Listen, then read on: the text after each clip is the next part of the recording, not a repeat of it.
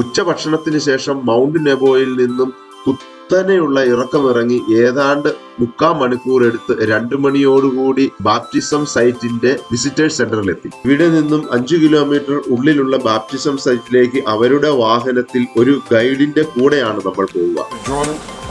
And the place where Jesus was baptized.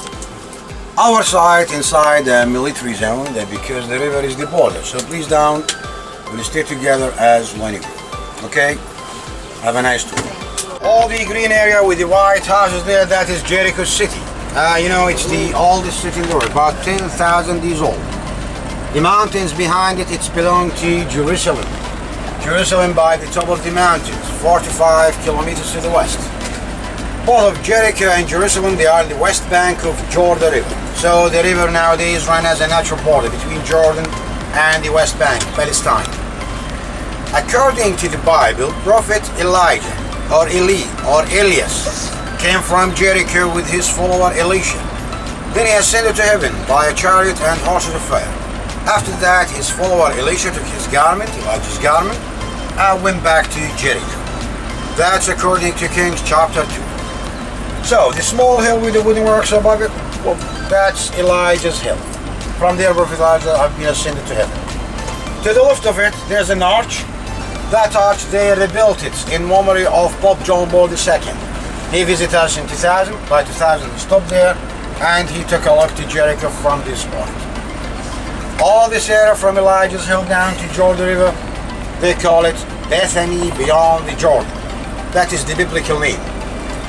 During the cultures or the language, it get different spelling. So it's Bethany, Bethania, Betania, Bethania, Inun, Betabara, Safsafas.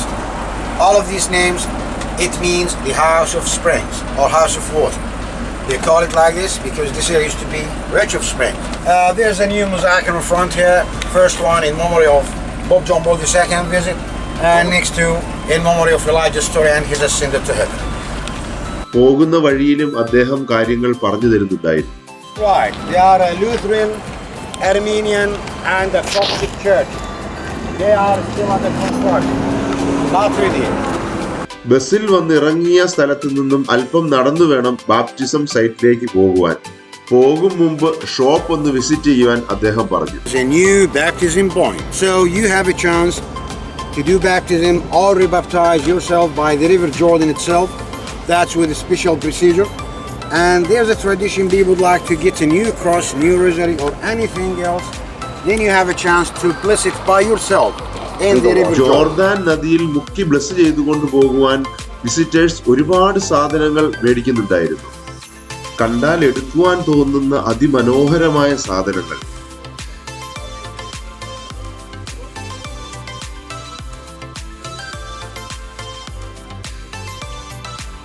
ഏതാണ്ട് 10 മിനിറ്റിന്റെ നടപ്പിന് ശേഷം ഞങ്ങൾ Jordan നദിയുടെ കരയിലെത്തി. Basically, it's part of Jericho here. Jericho now just behind the White Hills. We saw it from back up. Again, the mountains over there, that's belong to Jerusalem. Jerusalem just by the top of the mountain, 45 kilometers to the west. Well, the River Jordan comes from Tiberias Lake, or Sea of Galilee. That's 120 kilometers to the north. The church with the golden dome over there, it's in Jordan. It's in a Jordanian land. Maybe it seems that in the other side, that because the river is meandering, or move like a zigzag. Now the river just runs behind it.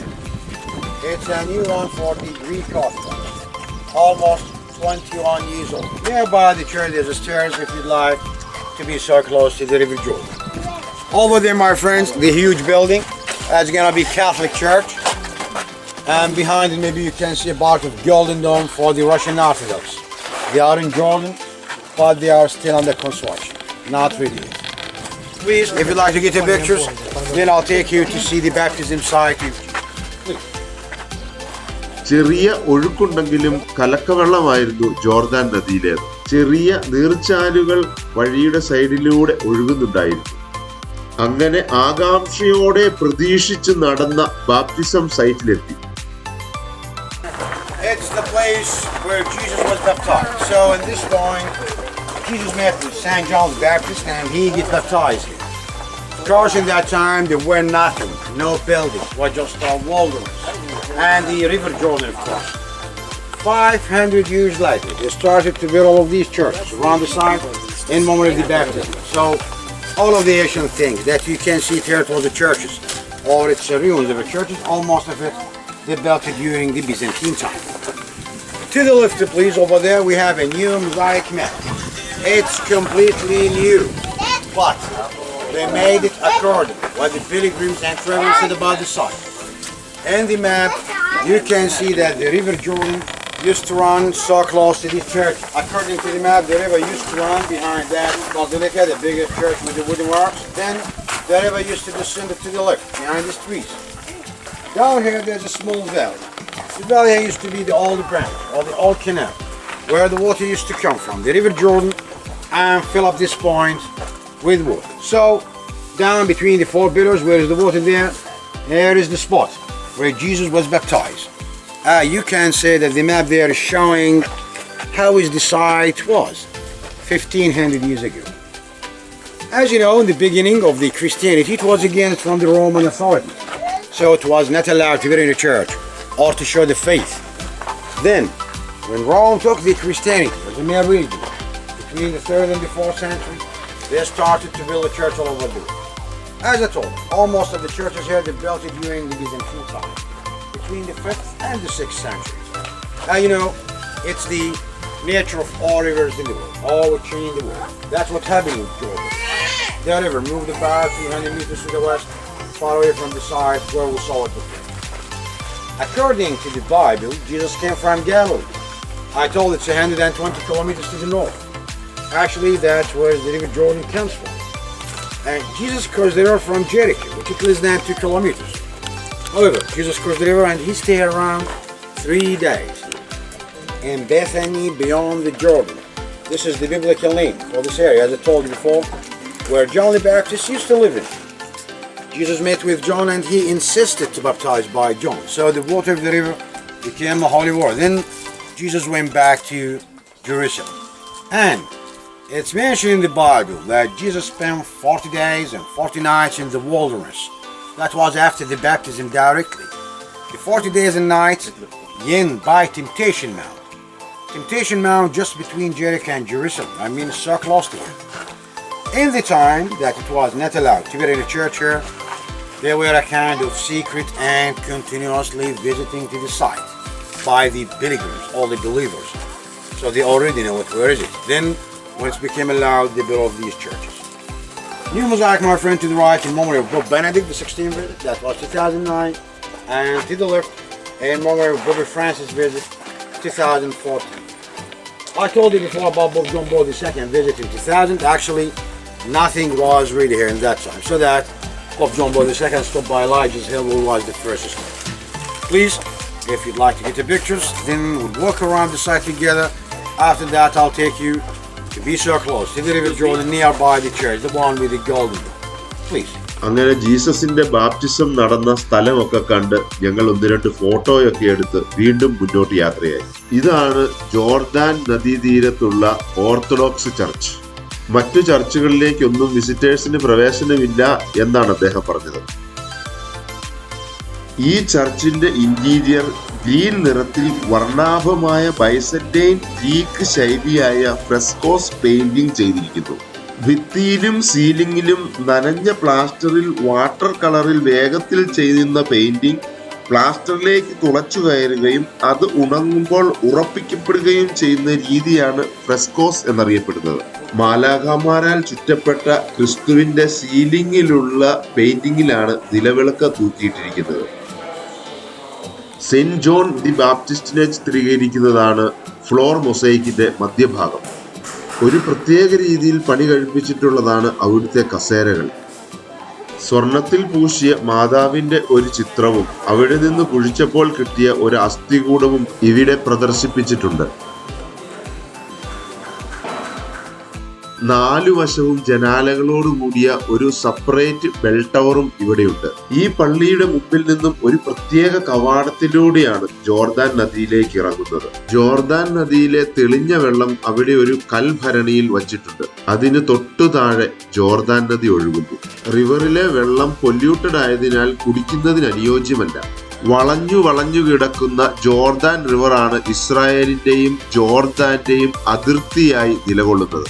റിവറിന്റെ ഇരുവശങ്ങളും military no man's land ആണ്. അതുകൊണ്ട് തന്നെ ആളുകൾക്ക് വെള്ളത്തിൽ touch ചെയ്യാനുള്ള ഒരേ ഒരു spot ഇവിടെ മാത്രമായി നിലകൊള്ളുന്നു. റിവറിന്റെ മറുവശം ഇസ്രായേലിന്റെ ഖാസർ അൽ യഹൂദ് കോംപ്ലക്സ് ആണ്.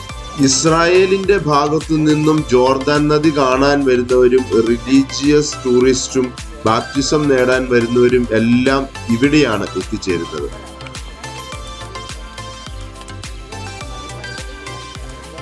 ഈ വളച്ചു കെട്ടിയിരിക്കുന്ന കയറിലാണ് ഇസ്രായേലിന്റെയും ജോർദാന്റെയും അതിർത്തി ഇവിടെ നിശ്ചയിക്കപ്പെട്ടിരിക്കുന്നത്.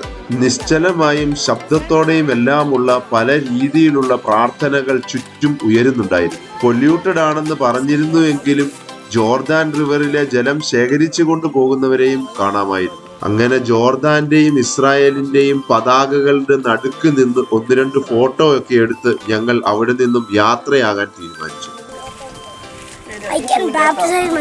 ആർക്കിയോളജിസ്റ്റ് പറയുന്നതിനനുസരിച്ച് ഈ പ്രദേശത്താണ് ജോൺ ബാപ്റ്റിസ്റ്റ് പ്രസംഗിച്ചതും ജീസസിന് ബാപ്റ്റിസം ലഭിച്ചതും ആദ്യ 5 ശിഷ്യന്മാർ കൂടിക്കണ്ടതും അതുപോലെ ക്രിസ്ത്യൻ വിശ്വാസത്തിന്റെ ഫൗണ്ടേഷൻ ഉറപ്പിച്ചിരിക്കുന്നതുമായ സ്ഥലം.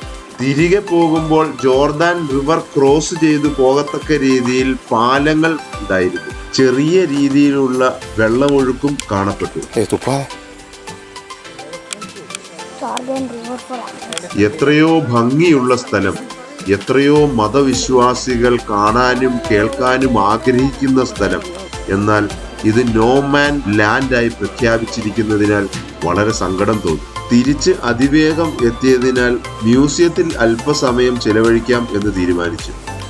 ഗ്രീക്ക് ഓർത്തഡോക്സ് പാട്രിയാർക്സ് നയിക്കുന്ന ഒരു മ്യൂസിയമാണിത്.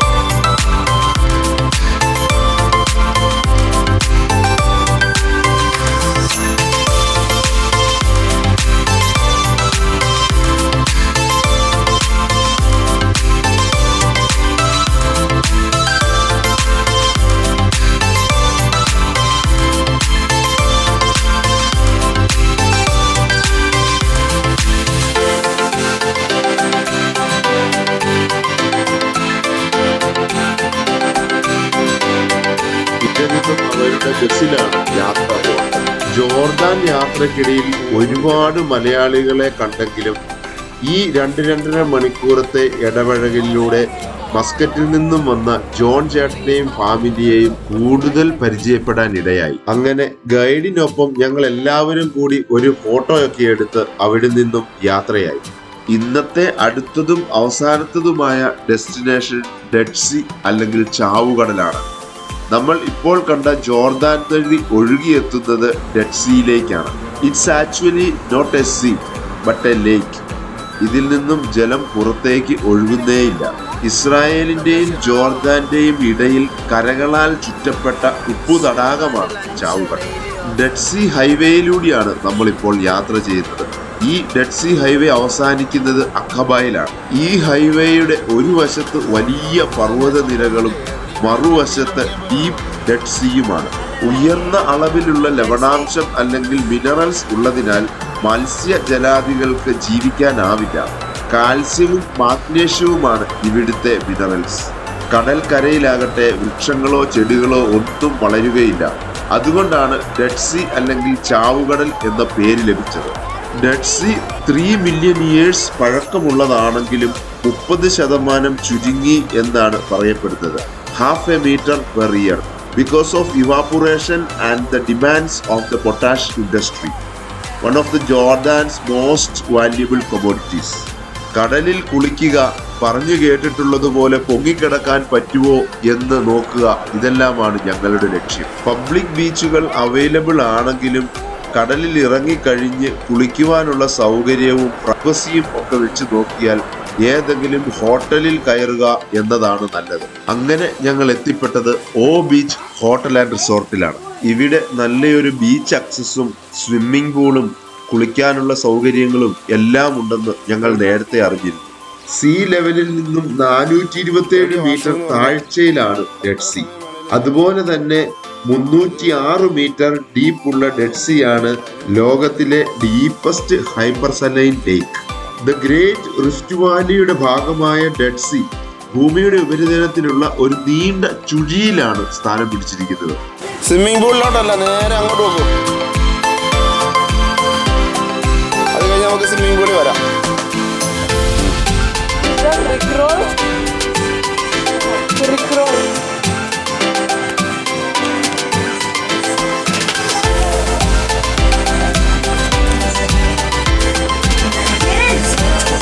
അവിടെ പോയിട്ട് വരാം.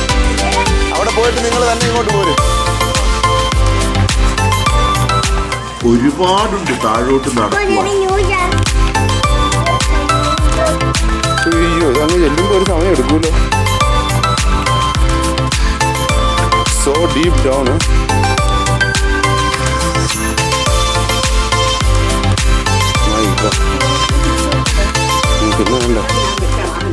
യഥാർത്ഥ ഹൈലൈറ്റ് കണ്ടെത്താൻ ചിലപ്പോൾ നമ്മൾ കുറച്ചല്ല വളരെയധികം താഴേക്ക് ഇറങ്ങേണ്ടി വരും എന്നത് ഇവിടെ യാഥാർത്ഥ്യമായി.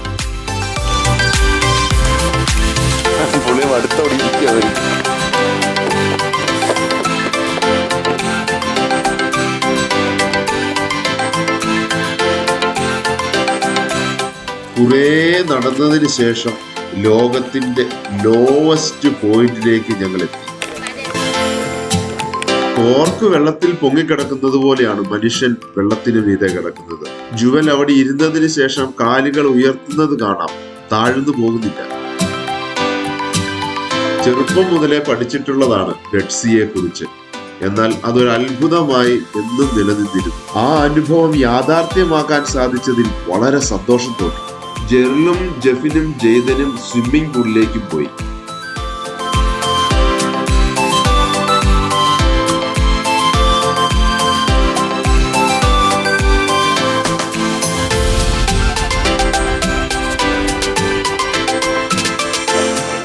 അതുപോലെ തന്നെ സ്കിൻ കെയറിന് വളരെ ഫേമസ് ആണ് ഡെഡ് സീയിലെ മഡ് ബാത്തിങ് എന്നാണ് ഇത് അറിയപ്പെടുന്നത്.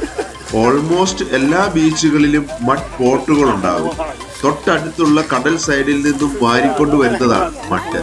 അത് ദേഹത്തുടനീളം പുരട്ടി 10 മിനിറ്റ് ഇരുന്നതിന് ശേഷം കടലിൽ കുളിച്ച് അത് കഴുകി കളയുക എന്നുള്ളതാണ് ഇവിടുത്തെ ചികിത്സാ രീതി. ഉപ്പിന്റെ സാന്ദ്രത കൂടിയത് കൊണ്ടാവാം ചെറിയ ബേണിംഗ് സെൻസേഷൻ ഒക്കെ ഉണ്ട്.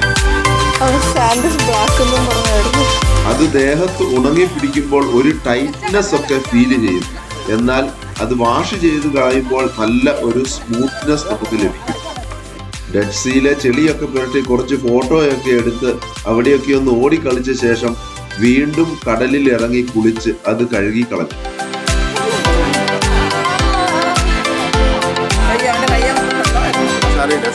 ഡെഡ് സീയിൽ നിന്നുകൊണ്ടുള്ള സൂര്യാസ്തമയം എനിക്ക് ജീവിതത്തിൽ മറക്കാൻ പറ്റാത്ത ഒരു അനുഭവ കാഴ്ചയാണ്. ഡെഡ് സീയുടെ മുകൾ ഭാഗം സൂര്യകിരണങ്ങളാൽ സ്വർണ്ണ നിറമായി മാറുന്നു. ജോർദാന്റെ കരയിൽ നിന്നുകൊണ്ട് ഇസ്രായേലിന്റെ മണ്ണിലേക്ക് സൂര്യൻ താഴുമ്പോൾ മലനിരകൾ ഒരു രൂപരേഖ പോലെ കാണാം. ആകാശത്തിന്റെ നിറം നീല, ഓറഞ്ച്, ചുവപ്പ്, സ്വർണം ഇവയെല്ലാം കലർന്നതുപോലെ തോന്നും.